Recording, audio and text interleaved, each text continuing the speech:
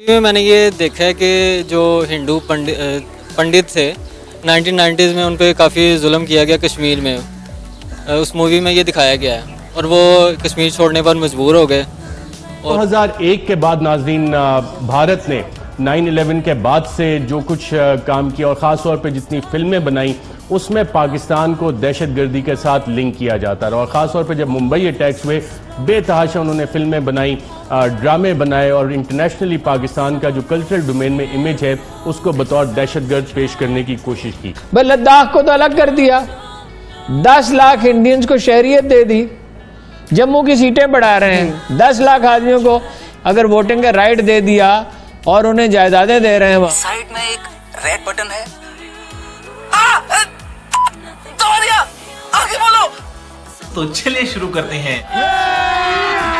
अभी मजा आएगा ना भिड़ो। हम बात करेंगे Indian movie the Kashmir files पर, जिसमें दिखाया गया है 1990 में कश्मीर वैली में रहने वाले उन हिंदू पंडितों को जो मुस्लिम के साथ रह रहे थे, तो उन पे बहुत ज़्यादा अटैक्स किए गए, उन पे बहुत ज़्यादा वायलेंस किया गया, जिसकी वजह से वो कश्मीर वैली छोड़कर, अपना घर बार छोड़कर इंडिया के मुख्तलिफ रियासतों में रहने पर मजबूर हो गए।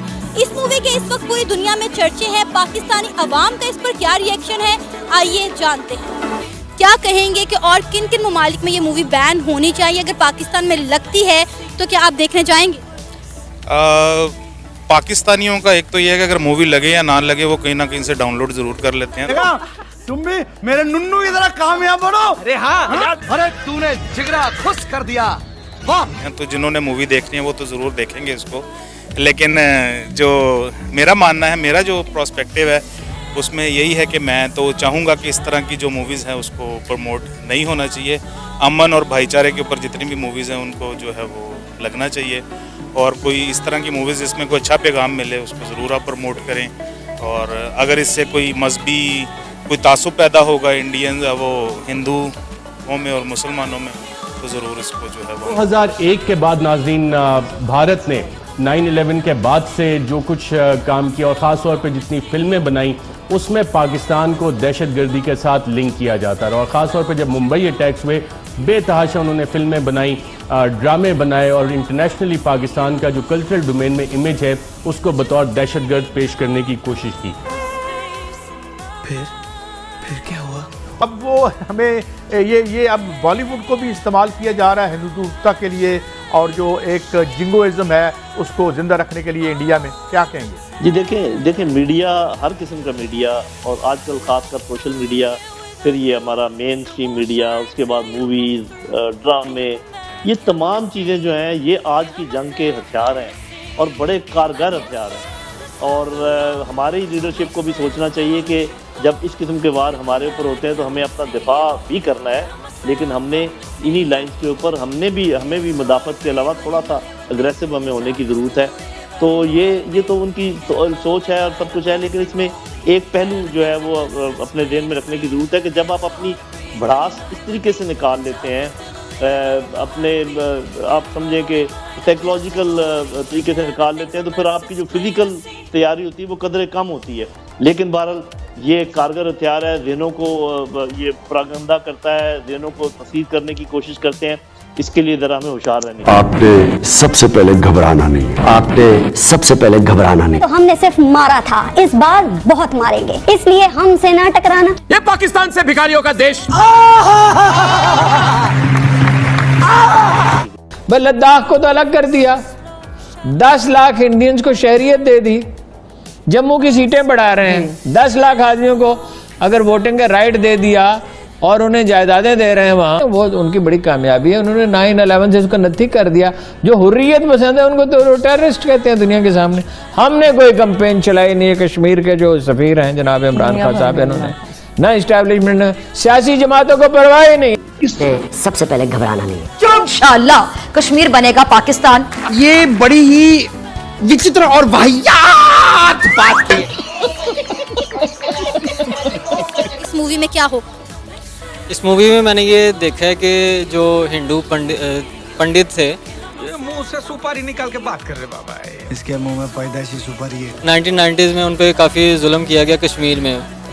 उस मूवी में ये दिखाया गया है और वो कश्मीर छोड़ने पर मजबूर हो गए।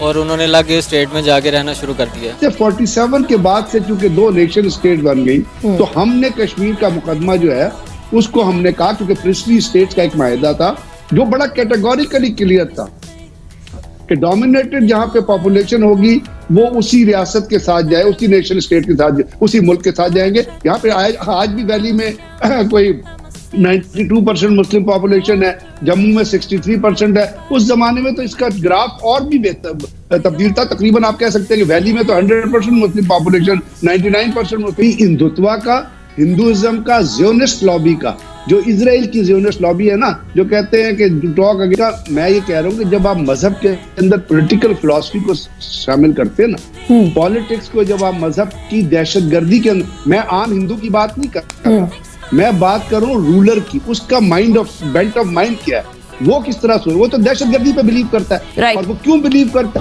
है? क्योंकि उसने कहा कि इंडिया, कोई दुनिया में ऐसा मुल्क है जो कहता हो कि वहां पे एक ही किस्म के बिलीफ के लोग रहेंगे, एक ही किस्म की कास्ट के लोग रहेंगे, कोई नहीं कहता। मल्टी डायमेंशनल सोसाइटी होती है, मल्टी एथनिसिटीज होती है, मल्टी रिलीजन होती है। लेकिन जब आप मजहब के अंदर पॉलिटिक्स को शामिल कर ले तो एक नक्सस बनता है और उसके अंदर दहशतगर्दी को शामिल कर ले। यही ज़ियोनिस्ट करते हैं कि वो यहूदीज़म के अंदर पॉलिटिकल फिलॉसफी को शामिल करते हैं कि यहूदियों ने डोमिनेट करना है पूरी दुनिया को। वो नेक्सस हिंदुत्व का और ज़ियोनिस्ट का मिल गया है, इसलिए दुनिया ने अपनी आंखें जो हैं, और उसके अंदर हाई ग्रेड नियोकॉन्स क्रिश्चियन भी आ जाते हैं। फैसल, इंडिया की जानिब से the Kashmir files movie release की गई है, देखी आपने?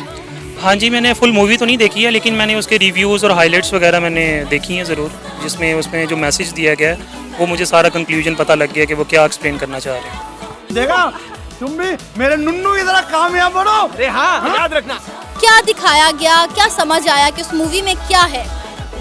बेसिकली अगर कंक्लूजन की बात करें, वैसे तो वो काफ़ी लेंथी है, लेकिन अगर कंक्लूजन की बात करें उसमें 1990 में जो कश्मीर में जो पंडित वगैरह रहते हैं तो उनके खिलाफ बताया हुआ कि उनके खिलाफ काफ़ी प्रोटेस्ट हुआ है, उनके अगेंस्ट काफ़ी लड़ाई वगैरह हुई है और उनको यानी कि हार्म किया गया है। और अगर इस पहलू को देखा जाए तो कश्मीरियों के साथ एज इट इज़ खुद भी काफ़ी कुछ हो रहा है। सिर्फ ये बात नहीं है कि वो हिंदू पंडित हैं तो उनके खिलाफ ये सब कुछ हो रहा है, वहाँ पे मुस्लिम्स भी जेंट्री रह रही है, तो जो पॉपुलेशन है मेजॉरिटी मुस्लिम्स ही हैं। जबकि अगर आप इस पहलू को अगर डीपली देखा जाए तो वो सिर्फ एक पहलू है। अगर हम दूसरे पहलू से भी देखेंगे कि एज इट इज़ कश्मीरियों के साथ पिछले 100 साल से चल क्या रहा है, वो भी तो हमें पता चलना चाहिए ना। वो सिर्फ ये दिखाते हैं कि हिंदुस्तान में कश्मीर में हिंदुओं के साथ क्या कर रहे हैं, जबकि ये भी दिखाया जाए ना कि मुस्लिम्स के साथ क्या कर रहे हैं वो।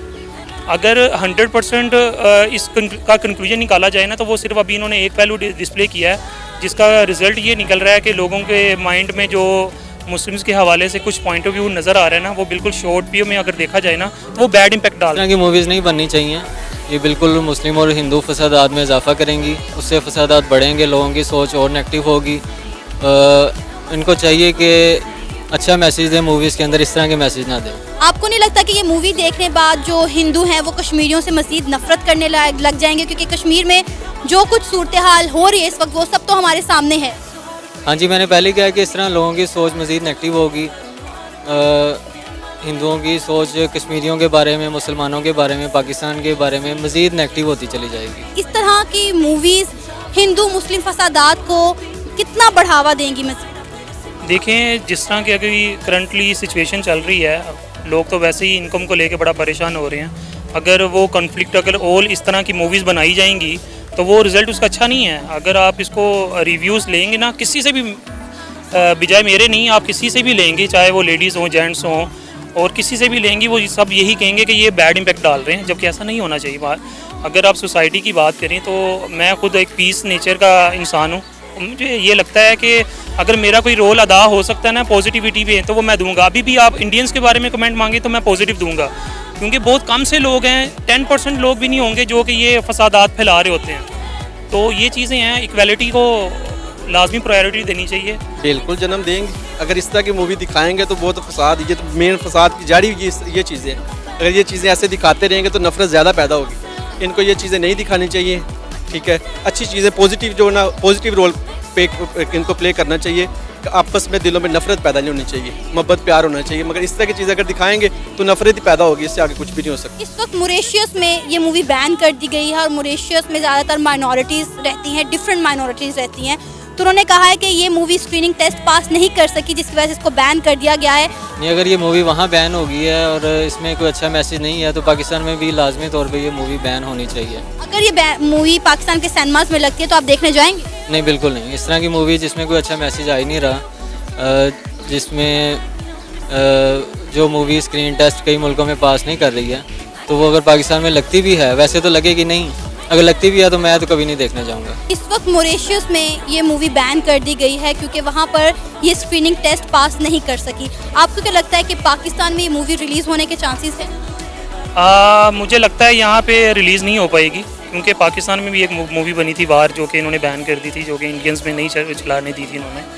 तो आई थिंक कि अगर इस तरह का कॉन्फ्लिक्ट है कि बैड इम्पैक्ट जाएगा, कि अभी देखें कि जो टीनेजर्स हैं उनको अभी दोनों पहलुओं का पता ही नहीं होगा। वो एक पहलू देख के तो वो कहेंगे वहाँ बाकी मुस्लिम्स ने ऐसा किया है। अगर तो दोनों पहलू नज़र आ रहे हैं उस मूवी में तो लाजमी रिलीज़ होनी चाहिए, अदरवाइज़ इसको सिंगल फेस में नहीं दिखाना चाहिए। अगर पूरा मैसेज कन्वे हो रहा है तो लाजमी दिखाएं ताकि आवाम को पता चल सके कि उसका फुल मैसेज क्या है, इन पे कंक्लूजन क्या निकल रहा है। अदरवाइज़ मैं नहीं चाहता कि इसको रिलीज़ करना।